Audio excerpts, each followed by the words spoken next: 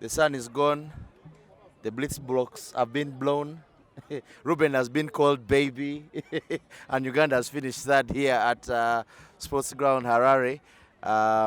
Rugby Africa Sevens has come to an end. We have a new champion, someone new in charge on the continent. The gentleman on my right is going to explain what Kenya did to get there. But guys, welcome, welcome, welcome. Another edition, day 2. We are done. What a day. Yeah, like we definitely promised that we'll be giving you a day 2 update. But same people that are here, although we have a new particular person because he's a champion. One thing I did see on social media was Kolo saying that finally he's done with the champion chants from the Ugandans, that now finally Kenyans are in charge. And with us, of course, as usual, Edwin Wabiri, myself, Ruben Kihumuro, Deus Bugembe, Anesta Korebi-Runji, and Stan. Stan, how are you? I'm good, man. How are you feeling? I'm fine. It's just amazing, you know. Can't explain the feeling after this resounding winning against South Africa.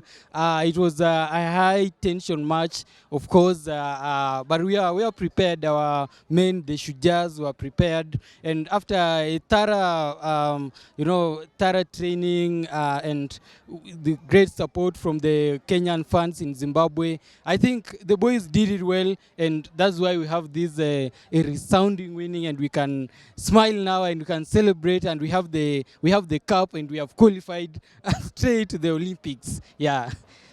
Yeah, definitely. There's a lot to talk about. But before we go into the whole endeavor of what happened over day 1 and day 2, let's first talk about Uganda's semi-final with South Africa. I mean, Edwin, you and I did have a couple of conversations off air, but we were very, very impressed by how Uganda went about the situation. Unfortunately, we did not get the win. What do you have to say about that semi-final, Uganda Sevens versus South Africa, the Blitzbock? Yeah, I liked the way we came back from adversity, conceding fast, and then adequately responded in kind. Aaron scoring a try, went back behind again, and then we scored another try. The second try notably being one of build-up.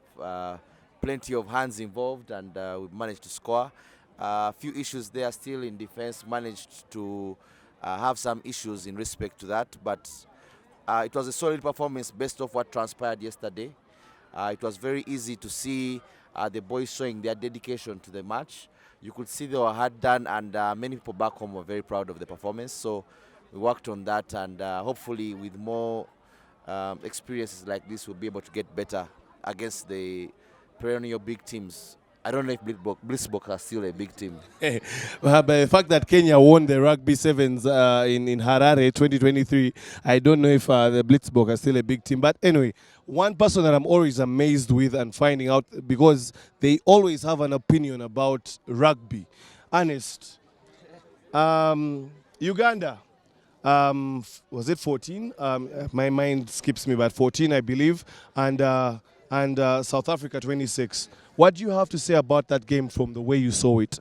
I remember telling you yesterday that, and I told Deus this throughout the whole day, that we shall beat South Africa today, and I felt we fell short just a bit. Some will say the referee and what, but that's sour gripping. We just fell short.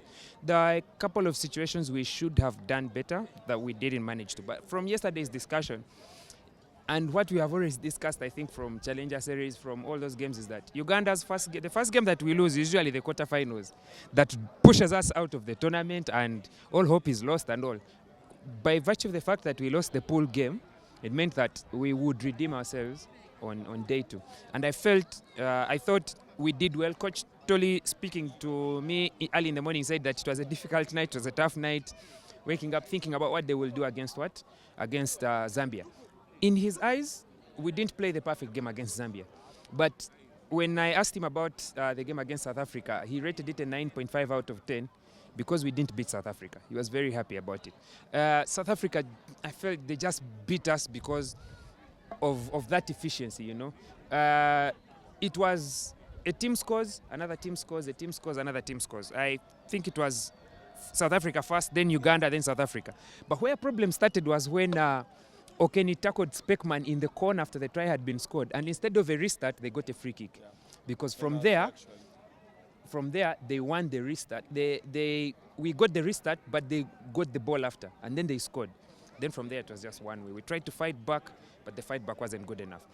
So it's those little things. I felt we played really, really well against South Africa. We should have won the game. We didn't, but maybe if there's one thing that it helped us was that it pushed us against Zimbabwe in the third place playoff. We did talk about a number of things, but one of the things that amongst the fans came up was the officiation.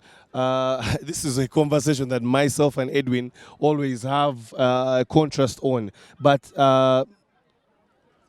Deus and Edwin, I want you guys to have your thoughts about the officiation, because you know, us as fans, one thing is we can be emotional and we're not rational about the decisions that are being made. What did you think about the officiation between Uganda and South Africa? And yeah, tell me your thoughts. First of all, we have to give all the officials their credit, and at the end of the day, we have to know they're human beings and they are prone to making all these mistakes. I remember I had a chat with one of the Zimbabwean journalists who had interviewed the South African coach, and he had said one of the first things they want to see is when they come on ground, they first want to see how the refs are going about their business, because once you know the refs' weaknesses, you can use that to play into your advantage. And we noticed that we had a lot of debates in the stands about most passes, whether they were flat passes or forward passes, and many of them we believe were forward, were being let go. And I think another decision that didn't get the Ugandan crowd really well was the free kick after Okeni tackled. Yeah, but that was I think it was legit. I also think it was legit. While many people are saying that this whoever was the South African try scorer had not yet dotted the ball down, so Okeni had every right to go after him. Though on the contrary, I think that there is no way Okeni is going to save that. It's already a try, so he has to just let it go. I think we were punished there for our indiscipline. I think that is something we can learn from. Apart from that, I think the officials were not that bad, as people are making a meal out of it. I think they did a great job. I don't know about you. Let me ask, did we get a yellow card this whole tournament? Yeah. Who? Day one, we did get a lot of yellow cards. I don't know about day two, but day one. Actually, it just skipped my mind, because I was wondering, usually we get that yellow card problem. Oh yes, the late challenge in Algeria game. Yeah, the first game. Yeah, late and high. Man, you guys, when it comes to refs, my thing is very clear. We're not going to change, man. Ref is a ref. Even if you cry, the game has gone. At the end of the day, forward pass, not forward. Where I was standing, it looked forward. I've spoken to guys who watched on the clips. Facebook said it wasn't a forward pass, it was flat. So, man, as Deo said, if the South Africans came and studied the refs, most of the times they were crossing before even the ball was kicked. Exactly. Yeah. So they were in front of the kicker most of the times when they are kicking off. So yeah. So if they're taking advantage, man, maybe also us we need to start being smart. Hire technical guys or some people to just take notes of particular issues that are going on in the field. Maybe particularly Ruben and I were talking about wanted to see the impact of Philip being moved to center and whether it's efficient. 2022, 2023, I think that's the most important thing. Maybe if that's something we can go into, comparison. I have something to share. I have something to share about Philip Okorach. We spoke to Okeni, and Okeni said he has usually come onto the pitch and played either as a winger with Timothy Siga inside, or when he comes and goes to center and Philip stays outside at the wing, because Philip has always been at the wing for like a year and a half now. But another layer that has been added to the information that I have now is that Coach Deus, I think you would like to make a correction in your article for the Daily Monitor. The heaviest man on Uganda's team is Philip Okorach, and he's 100 kilos. He came from 105. So he came from 15s at 105 kilos from France. And the 2-3 weeks that he spent training with us here, he cut 5 kilos. Him being put at center was because he just didn't have the pace to play at the wing. And that's why you see he was not running as fast. In Coach Tole's opinion, and he's well informed, he has seen everyone's performance in the S&C sessions. Perhaps that could be the reason why he hasn't played his best today, throughout the whole weekend. But there were flashes of the genius that Philip Okrach will forever be, I think. But maybe that's one of the things that would be important for us to know, that he, if you could actually, he mentioned 3 guys. He mentioned Philip Okrach, Ian Munyani. You saw Ian Munyani as well struggling, and Pius Ogena, because they were the guys that joined the team latest. Ian Munyani was in, but because of work, he wasn't. I think with them frequently. when it comes to Pius Ogena, I think he gave him a lot of credit today, especially when he got injured against South Africa. He said that Pius Ogena has really been carrying that ball well, and he even made the joke. He had time to crack a joke that possibly the South Africans targeted him because he was carrying the ball really well. I think he earned his flowers. He hasn't been in the side for 2-3 years, and he opened our scoring, our first game I think against Algeria. most of the games they are scoring fast. Yeah, so he has. I think we are all happy to have him back. Even the coach there is happy to have him back in the team, and I hope he does the right thing to stay in the set. Yeah, of course. You see, if Ogena is performing like that with the little time he spent in the camp, one can only imagine how much better it can get for Uganda with the 7 setup. Yeah, I think it's only right that we give some attention to the overall champions, the Shujaa, Kenya Sevens. And well, we have talked so much about Uganda here. I'm sure Stan is wondering what are these guys doing, not talking about the champions. But give us a bit of a preview. I mean, we have had we have seen an overhaul of what was usually the Kenya Sevens side, but now we're at the point where there's a fairly new side that has come and done the job. Many didn't even, I'll be honest with you, in Uganda, when we saw a side that was predominantly new, we're not so worried about Kenya as we always are. But they have come, they have done the job, they have beaten everyone in their path and they have won it. What do you have to say about the Kenya Sevens? Okay, I would say like the new team. When I saw the squad that was named for this rugby for Sevens free competition, it was just the same feeling like you. To many people, it was quite unusual because we have so many newcomers coming in, the likes of Wekesa, and I feel for me someone like Wekesa is an outstanding man of the game for this tournament because he's just coming in new, and several others, the likes of Odongo and so on, new faces to the team, and they have made it. And for me, I think it's a high time for not just for Kenyan teams, but even for other teams, Uganda as well, to try and get these new faces from other local clubs, because these are guys who are playing for. They just came from the another tournament in Kenya, which was happened the last weekend, and now they're here. And so I think it's a challenge to the other African teams to new energy to the team. The issue is about giving new energy to the team. And for me, Wekesa is outstanding. So perhaps one thing to mention about Kenya is not just the players that are new. The setup, while Bling has been in the setup for quite a while, probably I think 10 years or so, this is his first tournament. It's an all-Kenyan setup. You know, I think with Amonde, Bling, I think Jeff as well. It's an all-Kenyan setup, and that's very good. You know, they are trusting their own men at home. But Bling has come, coached his first tournament, beaten South Africa, won African gold, and taken Kenya to the Olympics. There's no better debut than that. Yeah, so I have heard you mention the name Wekesa so many times. Do you think he's your MVP, you personally? Yeah, for me, I think Wekesa is the man of the day at the end of the day, because I remember yesterday when we were playing our last game against Zambia. Yeah, I remember he did it very well, and you saw even today the first half of the finals. The first half, we went into the first half, we were down. South Africa was leading with 12. We were down 7. But when we came back, that energy, I think we dominated the game. And for me, I think that new energy, especially for guys like Wekesa Odongo, and is just an amazing energy.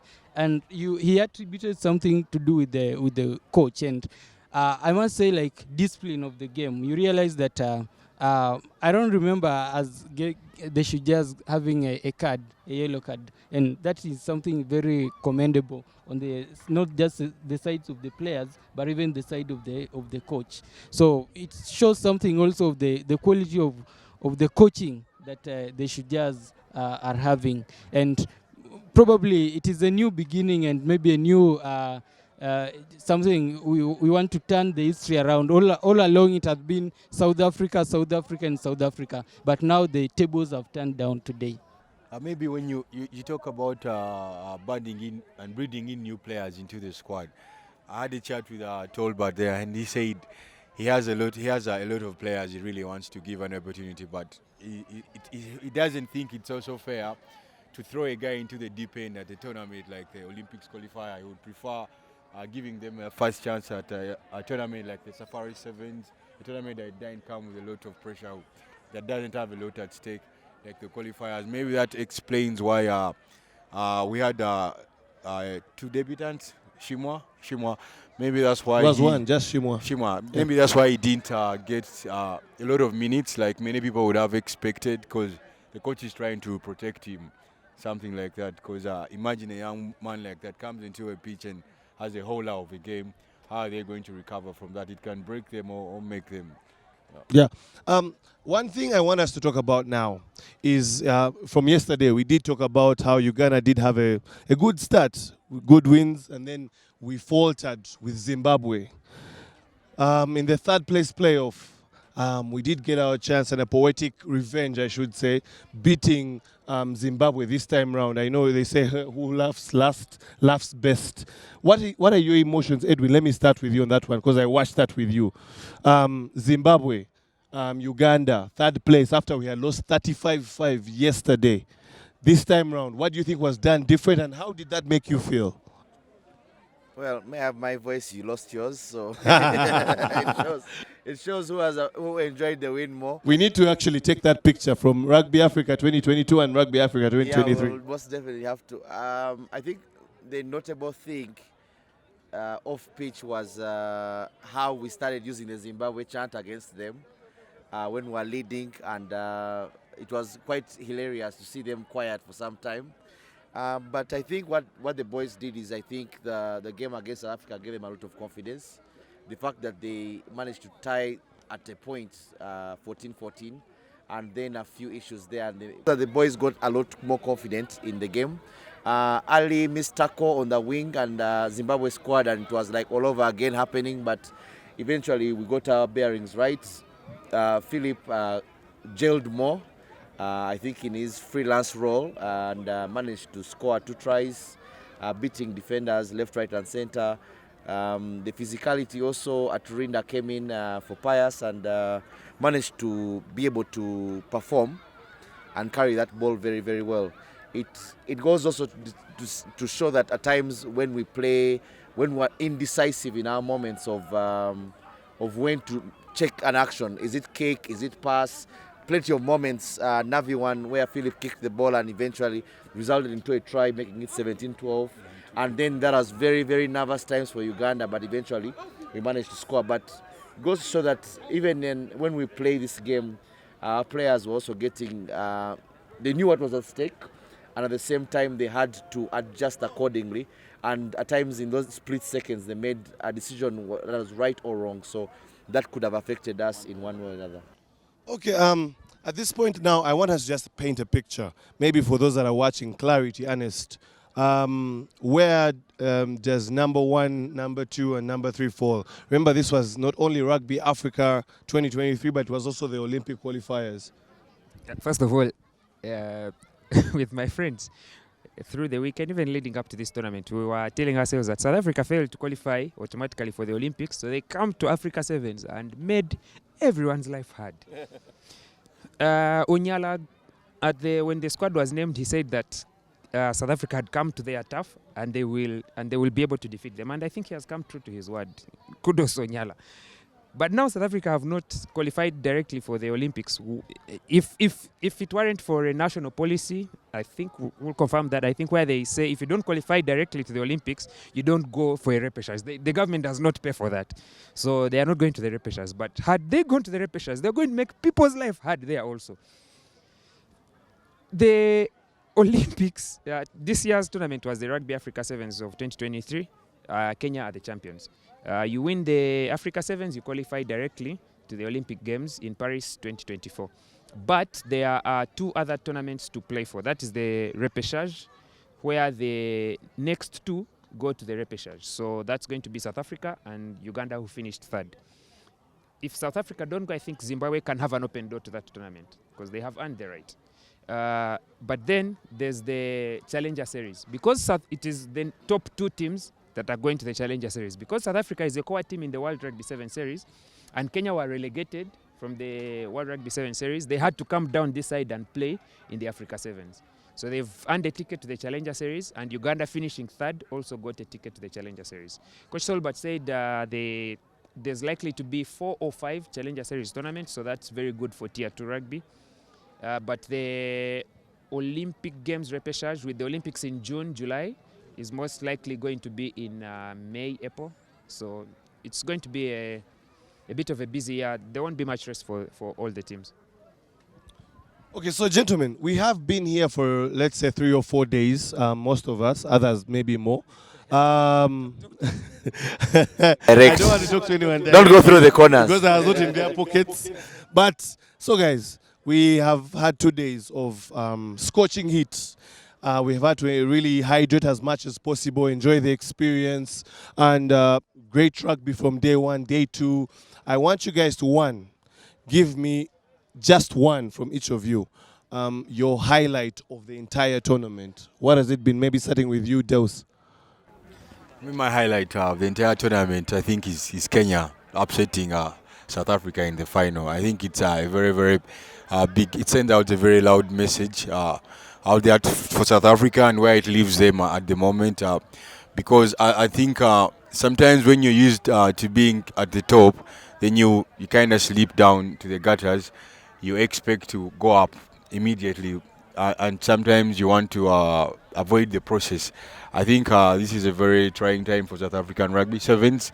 I think they have a lot of work to do. Do they have the players? Yes, they do have the players. Maybe there's something they need to do to get back to where they belong. Because I mean, under normal circumstances, we expect them to finish in the top 4 places of the series. They have no business being here playing this tournament with us, but they are here. They are with us, and it's high time they take it in and accept it, and not force things and try to go through the process and just revisit everywhere they went wrong. Otherwise, for me, congratulations, Kenya. Was backing them, and I think I'm happy for Kenya that they landed the Olympic spot and the African champions, especially after putting in charge an all Kenyan set up and giving opportunity to many young players. For me, the highlight of the tournament is Kenya. Edwin? Yeah, congratulations, Kenya as well. Notable performance. I think Uganda, I would give Uganda their flowers as well. I think highlight, it was good seeing Pius Ogena back in the fold after some time. He played well. Those who have watched him in the league didn't see any difference with what he played here. He did the same things, carried, tackled hard and whatever. Maybe on a side note, I need to go and check with my baba. I think I've lost a few meters on the hairline. It was too hot, so my baba has to check with the protractor where I lie now. Stan?